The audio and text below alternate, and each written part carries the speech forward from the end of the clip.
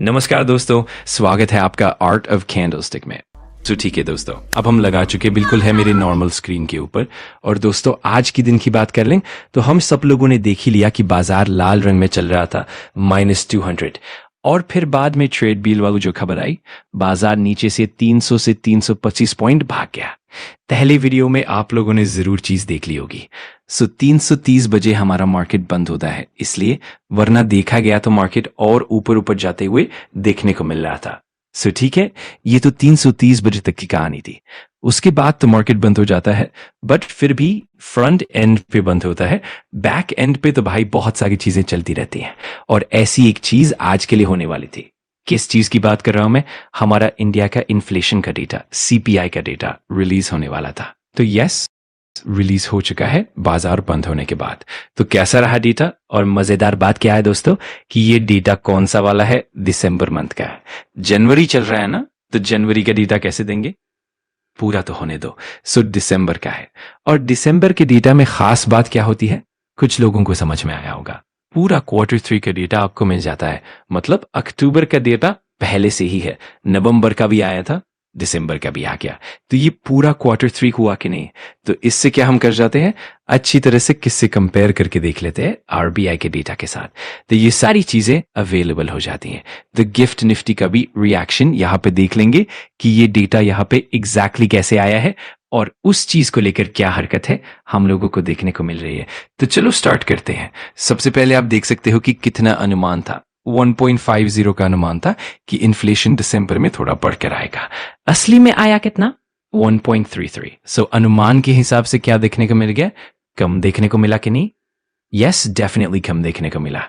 हाँ, last time की बात करें 0.71 ही था, पर हर मंथ अलग होता है भाई, आप सभी लोगों को पता है। इसलिए तो ये फोरकास्टिंग की जाती है, वरना ये फोरकास्टिंग रखा ही नहीं जाता। बस प्रीवियस एक्चुअल ही कंपेयर यहाँ पे किया जाता।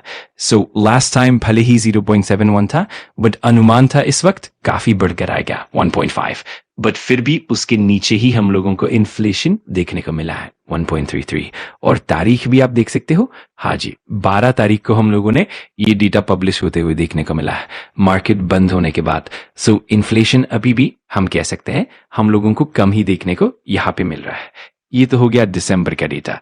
अब जैसे कि आप सभी लोगों को पता ही है, दिसंबर का तो डेटा और अक्टूबर का भी है, और अक्टूबर, नवंबर, दिसंबर मिलकर क्या होता है, Q3 हम लोगों को देखने को मिल जाता है। तो इसी चीज को अभी हम क्या करेंगे, एवरेज करके देखेंगे और कंपेयर करके देखेंगे। तो कैलकुलेटर मैंने ओपन कर लिया है। तो जैसे कि आपने देखा यहाँ पे हम अक्टूबर, नवंबर एंड दिसंबर का डेटा लिख लेते हैं। 0.25, ठीक है। फिर उसके बाद प्लस कर लेंगे 0.71 जो नवंबर में रिलीज हुआ था, वो डेटा हम लोगों ने यहाँ पे देख लिया, ठीक है। और दिसंबर का डेटा 1.33 जो अभी हम लोगों ने देखा था। तो ये 3 डेटा हो गए, इसके टोटल कितनी? 2.29 हम लोगों को देखने को मिल रही है। और इसको क्या करना पड़ेगा? यस, डिवाइड बाय 3 करना पड़ेगा, एवरेज। लास्ट टाइम जब मैंने कैलकुलेशन किया था, डिवाइड करना ही भूल गया था। आप सभी लोगों को याद ही आया होगा लास्ट टाइम। डिवाइड 3 करके कितना आ जाता है? एवरेज 0.76333, मतलब 0.76। हम लोगों को ये क्या देखने को मिल रहा है? ये है दोस्तों एक्चुअल सीपीआई का data as per the Q3 average. और आरबीआई कभी भी मंथली डेटा नहीं देता है कि दिसंबर का कितना आएगा, अक्टूबर का कितना आएगा, नवंबर का। वो हमेशा क्वार्टर वाइज बात करेगा कि 3 महीने का मिलाकर एवरेज कितना आएगा। एक्चुअल में कितना है? 0.76। ये आप लोगों ने क्या करना है, मेमोरी में डाल देना है 0.76। और इसको क्या करेंगे, क्विक कंपेयर करेंगे किसके साथ? आरबीआई के इन्फ्लेशन के साथ। मतलब ऊपर आया, नीचे आया, ये आपको पता चल जाएगा। तो चलिए दोस्तों, आरबीआई ने जो इन्फ्लेशन का प्रोजेक्शन किया था कि कितना आएगा, वो कितना था? 0.6%। कितना? 0.6%। ये आरबीआई का प्रोजेक्शन था। ये आरबीआई प्रोजेक्शन कब करता है? एमपीसी की मीटिंग रहती है ना, तभी करता है, जीडीपी का भी और इन्फ्लेशन का भी। और जब लास्ट टाइम आरबीआई का एमपीसी मीटिंग हुआ था, पहले कितना था पता है? 1.8 की बात की थी Q3 में। 1.8 तक इन्फ्लेशन जाएगा, ये उनका अनुमान था, जो बाद में उन्होंने फाड़ डाला, खारिज करके बोला नहीं भाई, 0.76 यहां तक आएगा।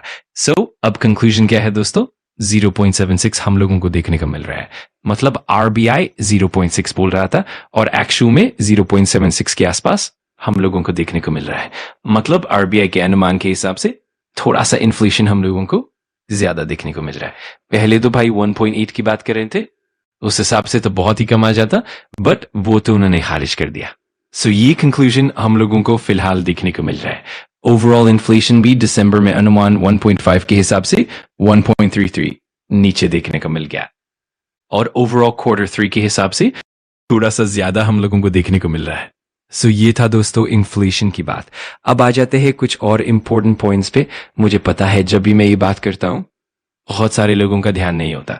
बहुत सारे लोग यहाँ गुस्से में पहले ही कमेंट लिखने के लिए तैयार हो चुके होंगे, ये जो डेटा आप बता रहे हैं सर जी, ये डेटा तो फर्जी है। तो अगेन कहना चाहूंगा दोस्तों, डेटा फर्जी नहीं होता, पर ये बात पक्की है कि जो कैलकुलेशन किया जा रहा है उसका फॉर्मूला अब काफी पुराना हो चुका है। पर जब तक ये चीजें चल रही हैं मैं खुद से मॉडिफाई तो नहीं कर सकता। तो आप यहाँ पे देखोगे कि इन्फ्लेशन इतना कम कि एवरेज करके भी 1% से नीचे, 0.5% के आसपास कैसे पॉसिबल है। तो जैसे मैंने इसके पहले भी बताया है कि कंज्यूमर प्राइस इंडेक्स CPI का फॉर्मूला अगर आप देखोगे तो बहुत सारी चीजें इसमें शामिल है। घर, कपड़े, ट्रांसपोर्टेशन, खाने पीने की चीजें, मेडिकल, एजुकेशन, सब कुछ। बट इन सब में वेटेज किसका सबसे ज्यादा है? फूड एंड बेवरेजेस का। मोटा मोटी 50% ही बोल दो, अर्बन और रूरल मिलाकर। मतलब खाने पीने की चीजों के आधार पर ही ओवरऑल इन्फ्लेशन ज्यादा है या कम वो तय होता है। और खाने पीने में भी कई सेगमेंट्स है, उसमें भी अनाज, सीरियल्स का वेटेज ज्यादा है। और हम कहाँ ज्यादा फोकस करते हैं? घर से रिलेटेड वेटेज कितना है? सिर्फ 10%। Fuel 6.84%, clothing 6.5%, tobacco 2.25%। बाकी जो मिसलेनियस है, हेल्थ, एजुकेशन, ट्रांसपोर्ट, सब मिलाकर करीब 28%। और अगर इस 28% को भी सब ग्रुप में देखो, ट्रांसपोर्टेशन करीब 7.5%, हेल्थ नॉट इवन 6%, एजुकेशन 4.5% से भी कम। सो कल अगर हेल्थ से रिलेटेड बिल कितना भी बढ़ जाए वो ओवरऑल इन्फ्लेशन को ज्यादा प्रभावित नहीं कर पाएगा। Same way education. अब एक आम इंसान हेल्थ और एजुकेशन इन्फ्लेशन से बहुत परेशान है क्योंकि वहां डबल डिजिट इन्फ्लेशन दिख रहा है। बट CPI में उनका वेटेज ही इतना कम है कि ओवरऑल CPI 0.5%, 1% के आसपास ही दिखता है। और दूसरा प्रॉब्लम क्या है दोस्तों? Base year. CPI का बेस ईयर अभी भी 2012 है। अगर लेटेस्ट बेस ईयर लेकर कैलकुलेशन करो तभी रियल पिक्चर सामने आएगी। टेक्नोलॉजी बदल चुकी है, लाइफस्टाइल बदल चुका है। 2012-11 में किसके पास फोन था, आज किसके पास नहीं है। विद कैलकुलेशन अभी भी पुराने डेटा पर चल रखे, इसीलिए ये डिफरेंस देखने को मिलता है।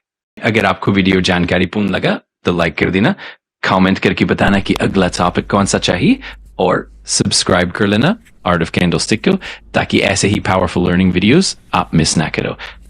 Thanks for watching. मैं मिलता हूँ अगली वीडियो में। सीखते रहो, पढ़ते रहो।